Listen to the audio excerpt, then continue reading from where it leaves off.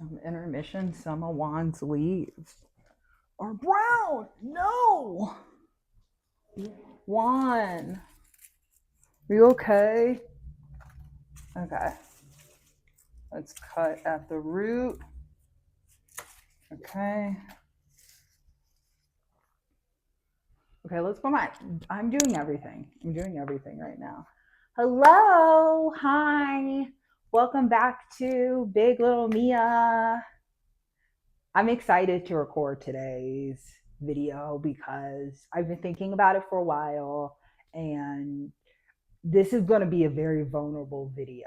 And I think vulnerability is really important. And I think us women are learning that our vulnerability is our superpower, and we are all figuring out how to use it in this life. So I'm excited. I'm excited.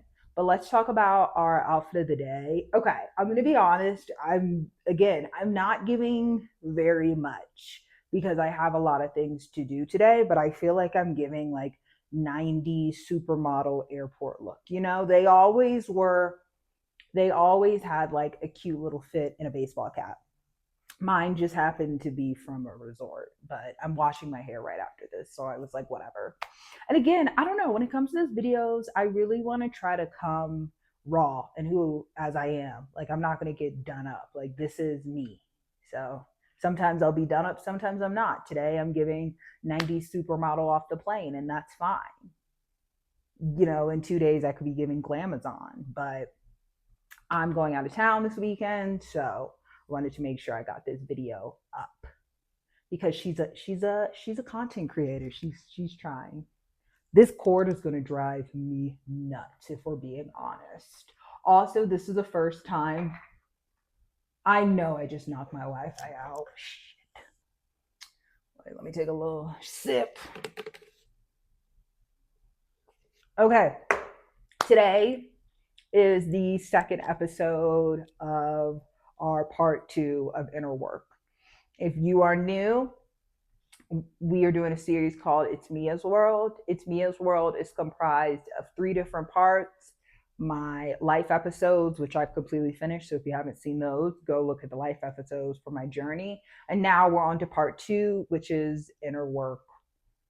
There was just an end second. I don't like that.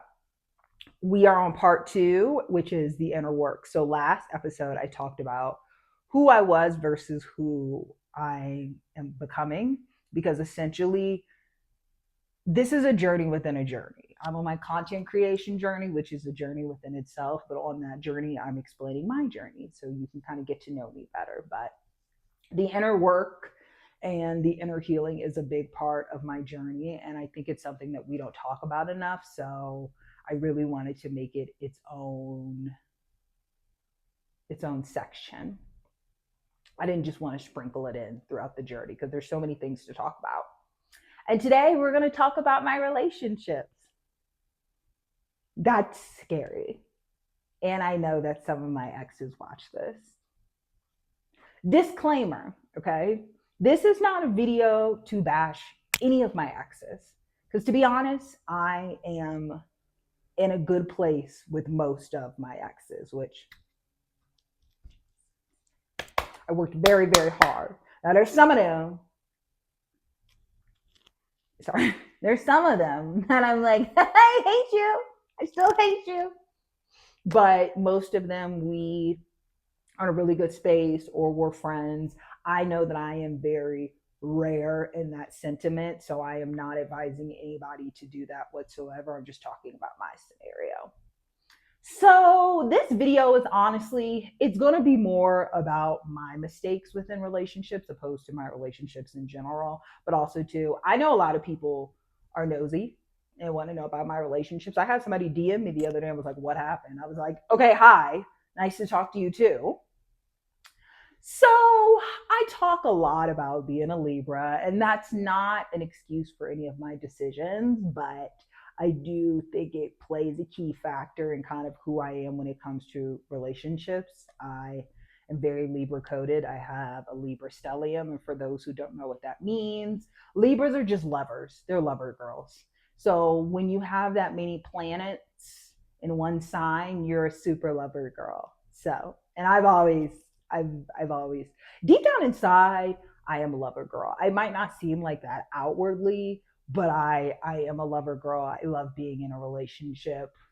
A lot of my friends know I've been in, I wouldn't say I'm always in a relationship, but I've been in relationships. I have enough experience to know what a relationship should and should not look like. Now, for a little bit of background, I think I've already said this, but I come from a divorced household, but my parents have been friends my entire life. Let me put my hands down. In which one is it? I think it's Talladega Nights when he's like, "What do I do with my hands?" Great. Well, we were real happy with what was going on, and at the end of the day, um, Like that's me. I talk with my hand.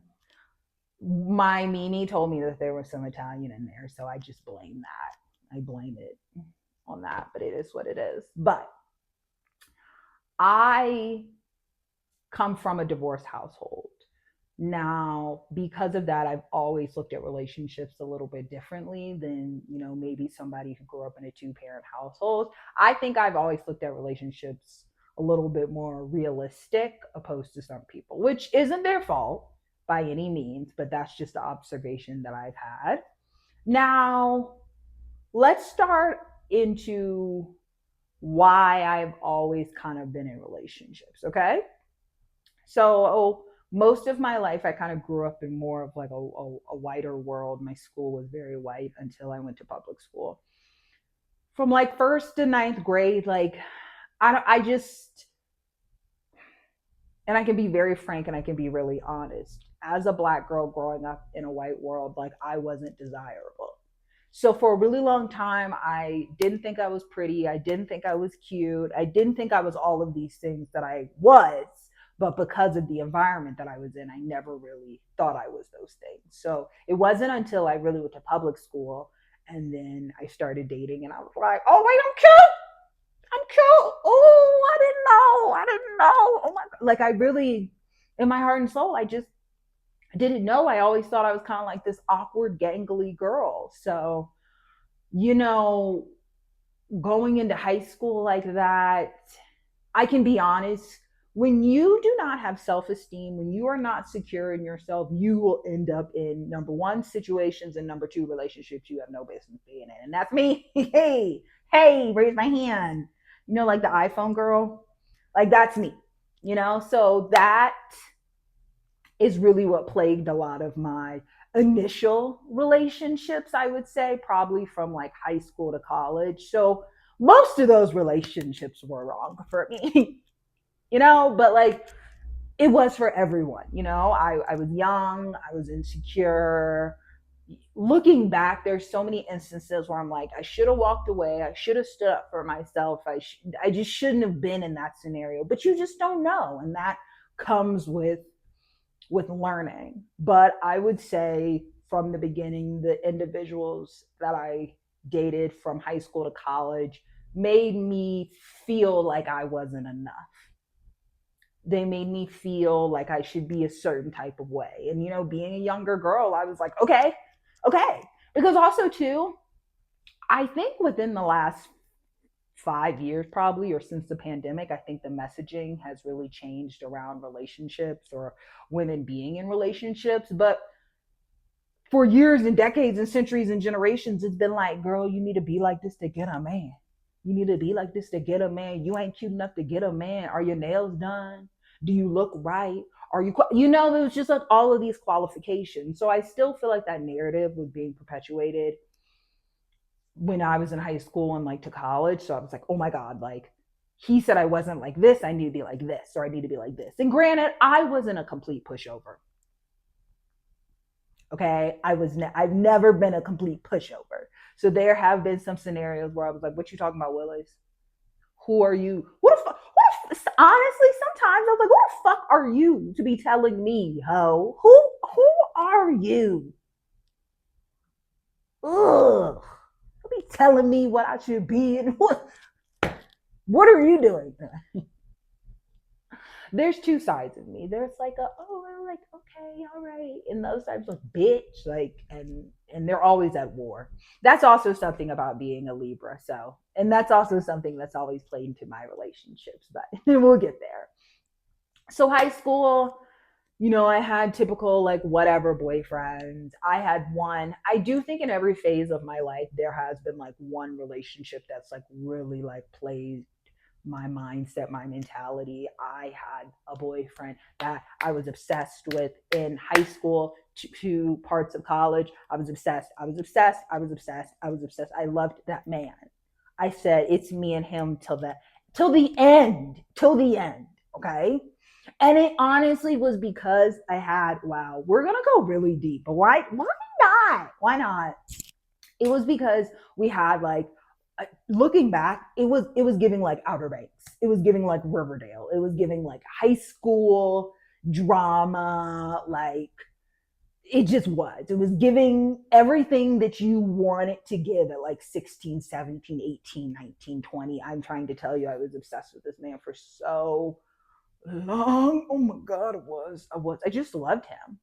And from the minute that my parents told me to stay away from him, and his parents told him to stay away from me, and we were like next door neighbors, and we were like, we love each other. We're in love. Like, duh. Like, we are in love. I don't care what anybody says. Like, yeah, of course, I was 16, 17. I had been with scrawny white boys most of my life. So yeah, I'm obsessed with the 6'2" wide receiver from the rival school. Yes, I was. And I had no shame. No shame. I was like, but I love him, mom. And if you have known me forever, you know exactly who I'm talking about. I also told him that I was going to talk about him on one of these videos or something. So it's fine. He's we're good now. It took years, but we are good. We're in a good place. But I was like, I love him when he used to like drive around the corner in his Pathfinder. I was like, oh my God, the love of my life is so amazing. I love, but like, you should never date your next door neighbor because we couldn't get out the cycle because we were next door neighbors. It was terrible.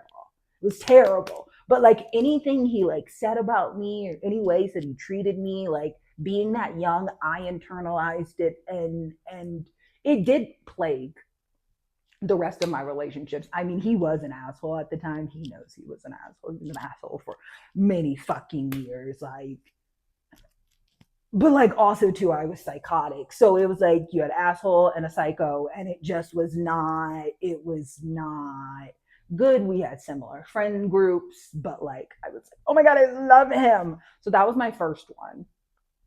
And that wasn't a good relationship to start out my relationship life, right? So I also had boyfriends in between, like I would say these pillars of relationships. My second kind of pillar relationship was like in college, and I spoke about him in the last video, and I was like, oh no, so this is the one.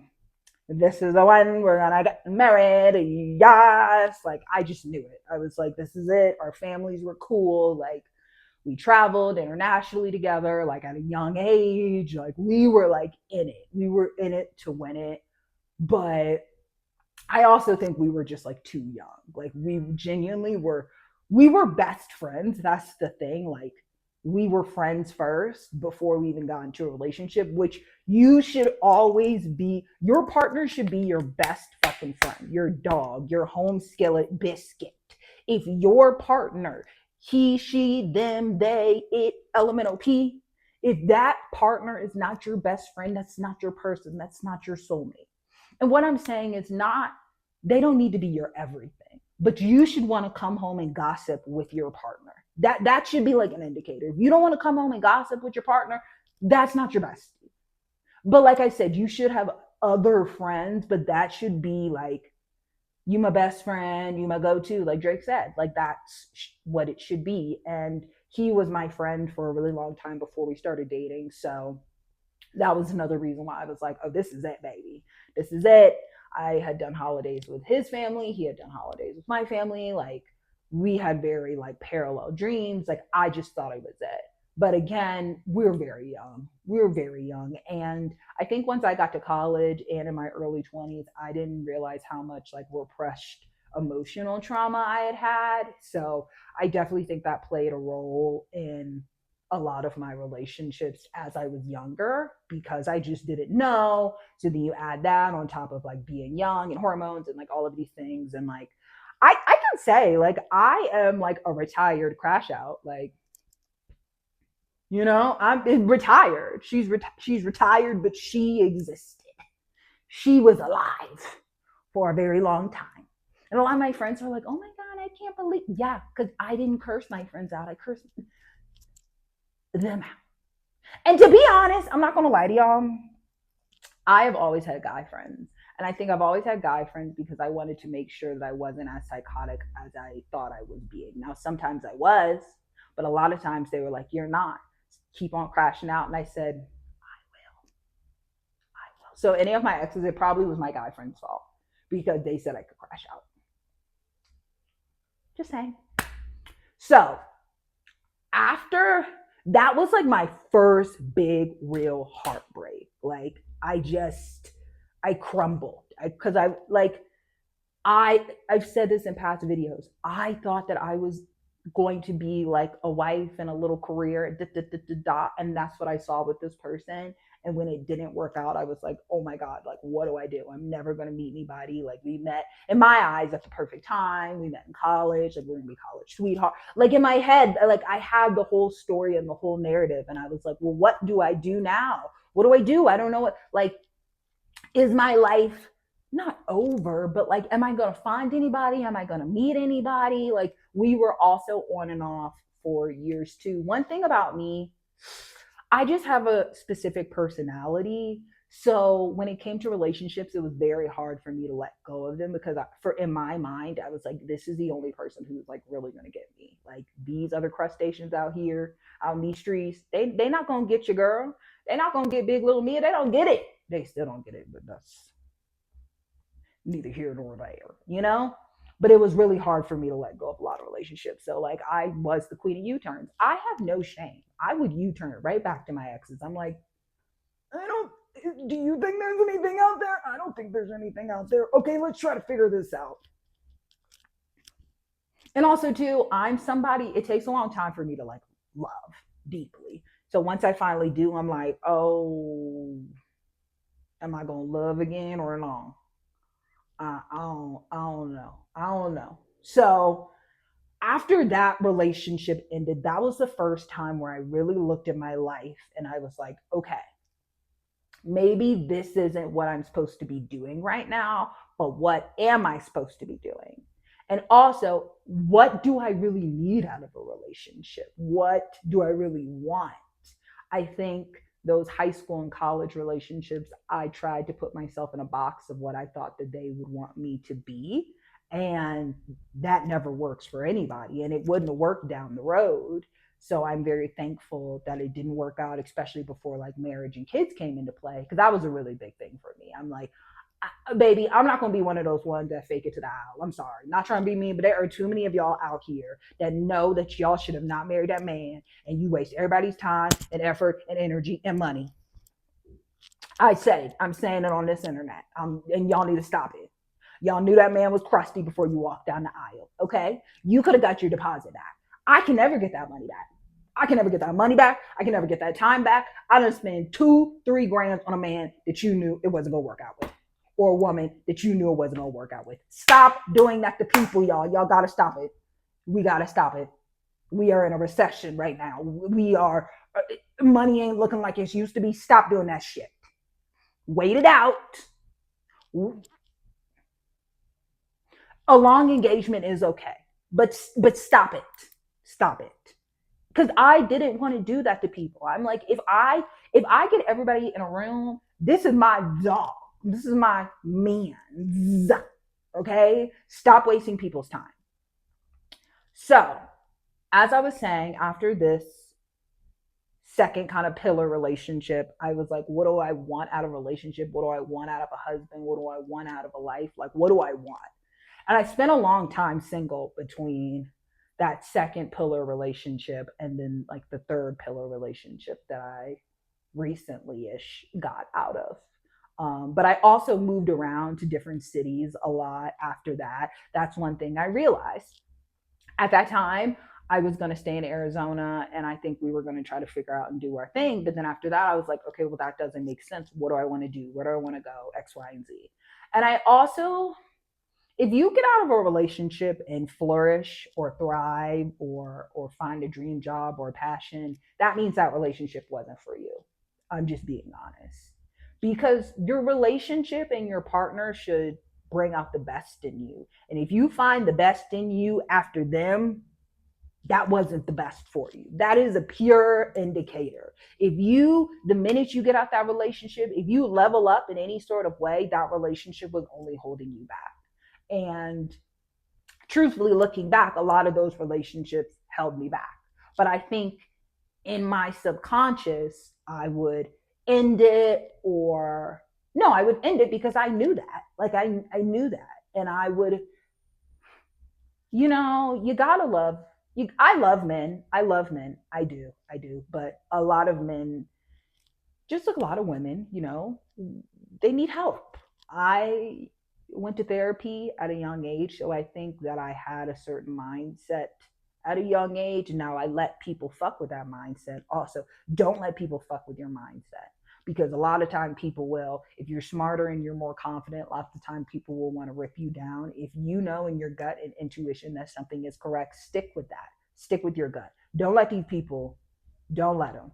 Don't let them. I did. And I'm saying that from experience. Don't let these people do that. But um, I knew that these relationships were not helping me grow. So I got out of those relationships, and every single time I grew, I flourished. If I would have stayed in some of these relationships, my life would have stayed much smaller, and I don't think I would have been happy. I think, and then at that point, then I'm sabotaging a family because I'm not happy, and that's something that I wasn't willing to do. So they had to go. But I think at the time I kind of knew that, but I didn't realize that. I think at the time I just saw myself. I'm like, I'm failing relationships. Oh my God, I can't keep a man. One thing I can't keep is a man. I can keep a bag, I can keep a job, I can keep a friend, not a man. Not a man. And I'm okay with that. I'm okay with that because if I'm going to be with somebody, they have to be somebody for me. For me, not for the village, for me, who sees me. Okay, my partner needs to see me. And I think, so I had those two pillar relationships. I also had other relationships. Again, I'm moving around different cities, different states, experiencing life. I'm going to kill this one bug, but I just like don't have time.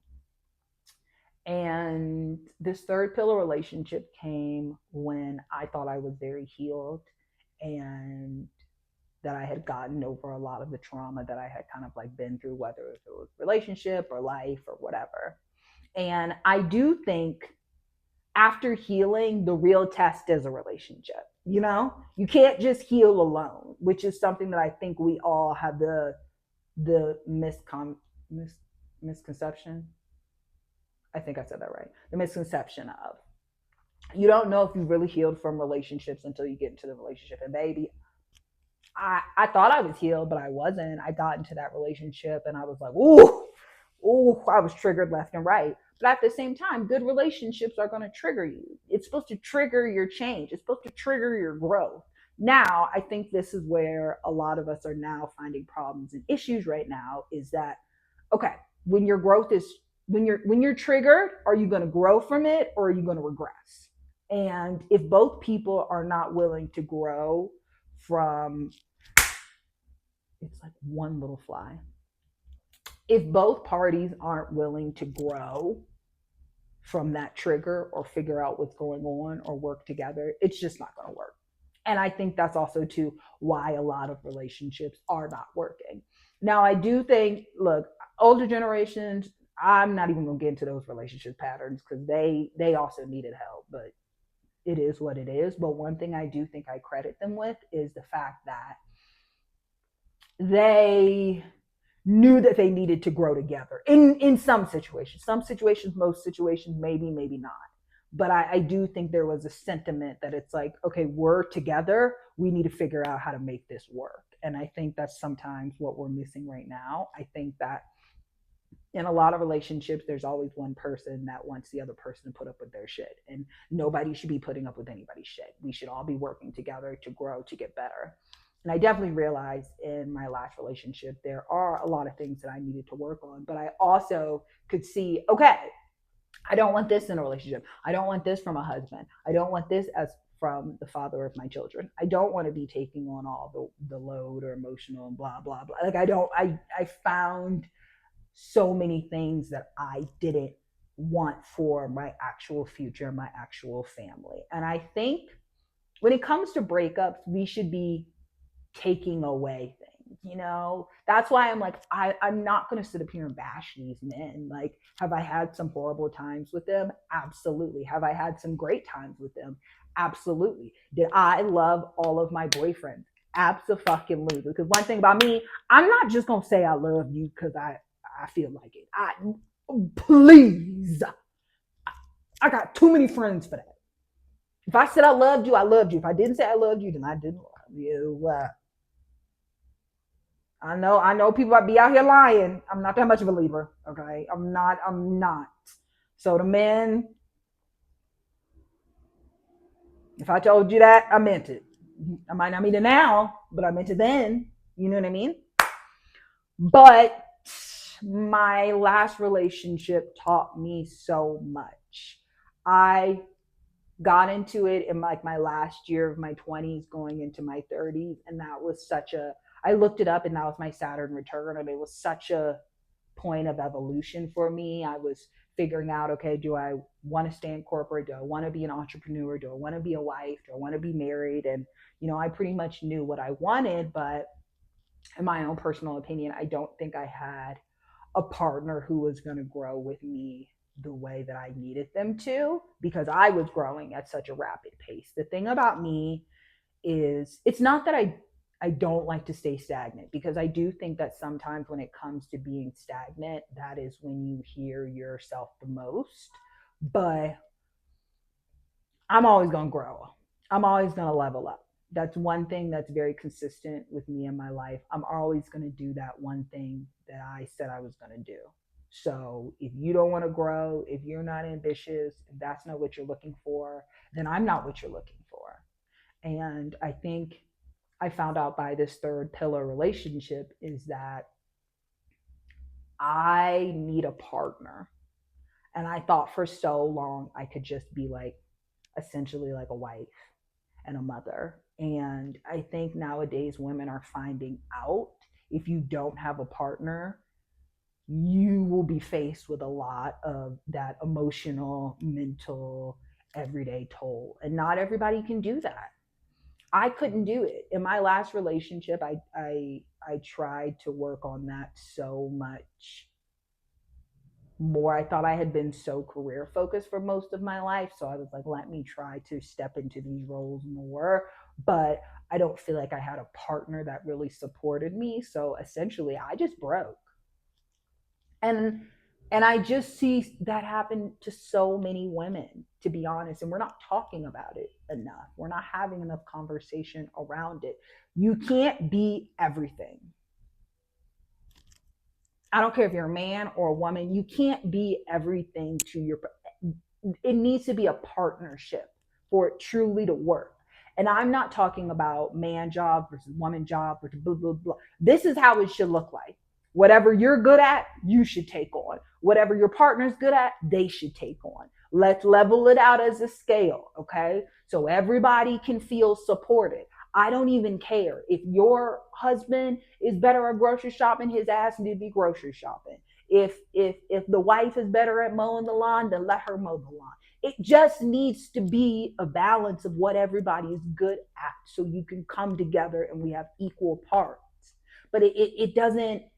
I think that men are tired of being providers in the way of like everything being on them, because that's a lot of load. And I think that women are tired of being nurturers with everything on them. That is a lot. It's a lot to handle for everybody. Everybody's drowning. Okay, we can't be doing this. We need to be doing this. We need to be meeting each other in the middle. And it's whatever middle works for you in your relationship. Don't look at the internet. Don't read no Substacks. Maybe listen to a therapist, but it needs to be a balance. And I really learned that in my last relationship after taking on a lot and essentially breaking. And I have no shame in saying that because I don't think women, I don't, I think we're just starting to be honest about that. And it took me a long time to get out of that relationship because I think all of like my wounds and my triggers of like not being enough or needing to be more started to come out. And no matter how much I communicated that or worked on that with a therapist when it came to my relationship, I didn't really feel heard. Didn't really feel seen, you know. I just saw something with Tracy Ellis Ross and she was like, I'm a solar system and I'm a solar system. I'm not just a planet. I'm a solar system. There's so many different versions of me and entities of me and things that I'm good at, and I don't want to be stifled in a relationship, and the right relationship shouldn't stifle you. But I recognize not only with my last relationships but a lot of relationships previously is that I was allowing myself to be stifled in those relationships. And again, I'm not blaming anybody because I still picked those men. They picked me. I picked them. We picked each other. We were gang. If you look all over all of my socials, I was down for those men. Okay, and I have no shame in it. But those were not the right relationships for me. And after this last relationship, it was the first time in my life ever where I sat down and I said, "What do you want? And what makes sense for you?" Not for us, because I'm a very big, once I get into a relationship, it's us, what we doing, how we figuring it out. But it was the first time where I was like, okay, well, what if you weren't an us? And what if you're never an us? And my heart's not shut off to love, but I do think it's important as a single woman. Let me get my plural objects together, okay? I think it's important as a single woman to sit down and build different life paths for you because there could be a possibility that it's just you forever. But what does that look like? What does that look like? What does your life look like if you had kids? What does your life look like if you got married? What does your life look like if you stayed alone?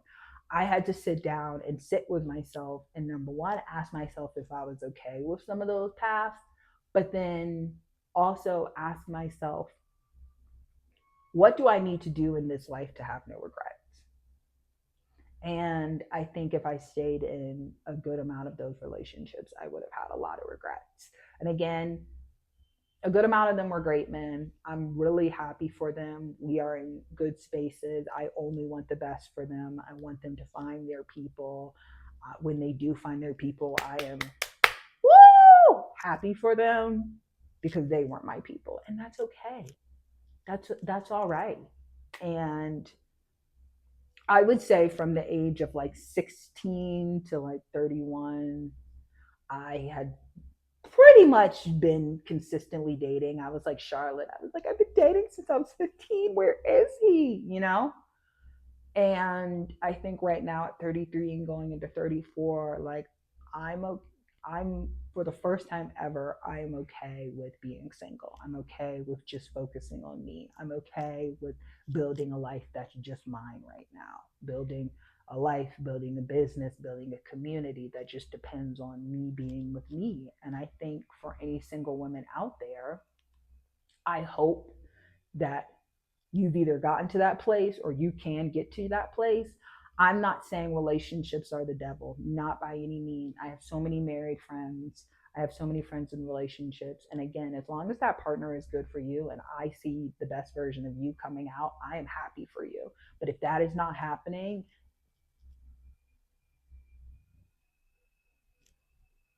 what are we doing?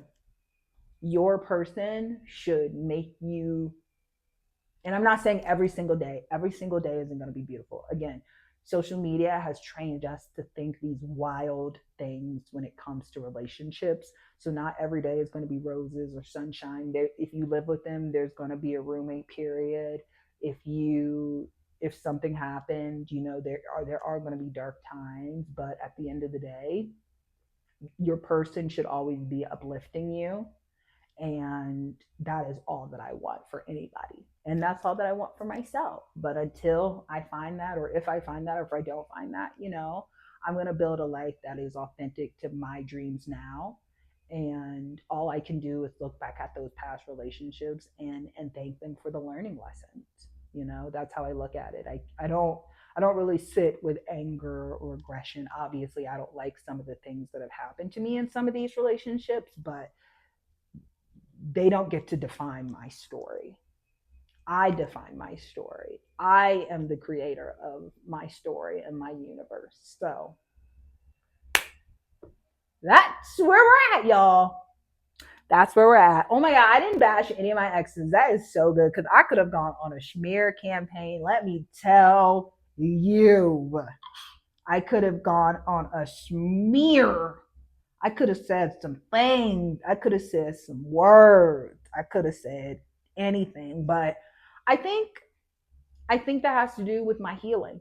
I really came to terms with how my relationships played out, the roles that I played in my relationship, because we all have to look the roles that we played, whether it's good or bad, we have to look at it to actually grow and actually heal. And, in the future, I do hope to have some sort of relationship. So I wanted to be able to go into it with a positive heart and a positive mindset, because we've all been on dates with people who are still mad at their exes. It's not good. It's not good. It's not good. And if that's you, stop being bitter and stop dating. Go home. Oh my God, yay. Okay, we're ending. We're ending on 1111 angel numbers. So like, share, subscribe. Also, if you have any stories from your relationships, put them down below.